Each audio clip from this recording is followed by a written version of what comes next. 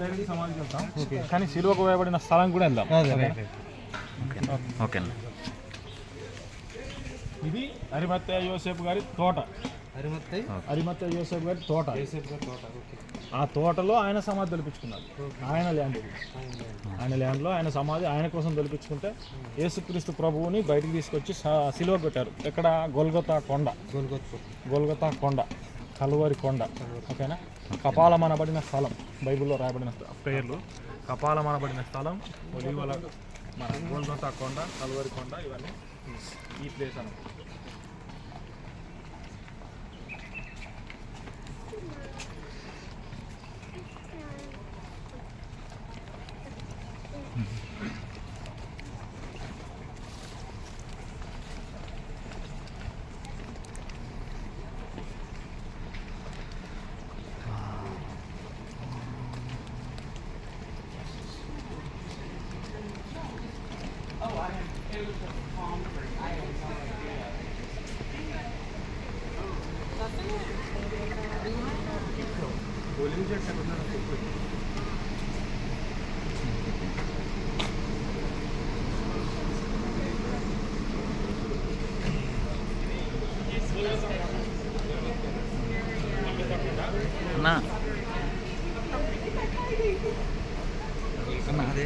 యేసుక్రీస్తు ప్రభుని సిలువకేసిన కొండ ఇది.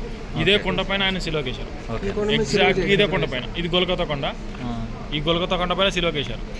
దీన్ని వచ్చిన కాలాల్లో వస్తూ ఉన్నప్పుడు ఈ కొండను తొలిచారు. కొండను తొలిచి బస్ స్టాండ్ కట్టారు. కానీ అంతకుముందు ఇలా కుళ్ళుగా ఉండేది అన్నమాట కొండ. దాన్ని తొలుస్తూ వచ్చారు.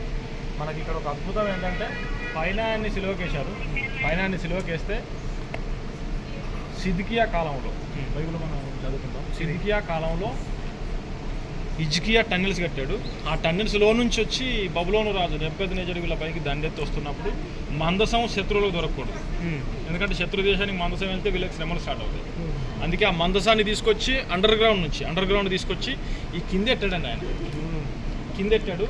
వాళ్ళు పైన ఉన్నదంతా దోచుకెళ్ళారు, కానీ ఈ మందసాన్ని ఎక్కడుందో వాళ్ళు వెళ్ళలేదు. యేసుక్రీస్తు ప్రభువును సిలువకు కట్టారు. ఇక్కడ పైన సిలువకేసిన తర్వాత బండలు బద్దలాయనని మత్తయి సువార్త చదువుకుంటాం మనం. ఆయన చనిపోయినప్పుడు, ఆయన కేకవే చనిపోయినప్పుడు బండలు బద్దలాయను. ఆయన సిలువ పైన గార్చిన ఆ రక్తము ఆ మందసం పైన కొన్ని డ్రాప్స్ పడింది. లోపల ఉన్న ఆ మందసం పైన భూకంపం వచ్చిందని చదువుకుంటాం. అప్పుడు ఆ మందసం పైన డ్రాప్స్ పడింది. ఆ డ్రాప్స్ మందసం పైన పడడం వల్ల మందసం యొక్క పని అయిపోయింది. ఇంకా అక్కడితో మందసం యొక్క చరిత్ర, మందసం దేనికోసం అయితే ఇప్పుడు ఆ పాత నిబంధన గ్రంథంలో మోషే ఆ మందసాన్ని తయారు చేసిన దగ్గర నుంచి వీళ్ళకి ముందు మందసం నడుస్తూ వచ్చింది. ఇజ్రాయేల్ అంతా ఆ మందసం వెనకాల నడుస్తూ రావాలి కనుక ఆ మందసము యేసుక్రీస్తు ప్రభుకు ముంగుర్తుగా మనం పాత నిబంధనలో చూస్తాం. అయితే ఆ మందసం పైన యేసుక్రీస్తు ప్రభు ఎలాగైతే శరీరరీతికి వచ్చి ఆ రక్తాన్ని ఆ యొక్క మందసం పైన మరి చిందించాడు, అప్పటితో ఆ మందసం చాప్టర్ క్లోజ్ అయింది. యేసుక్రీస్తు శకం ప్రారంభమైంది.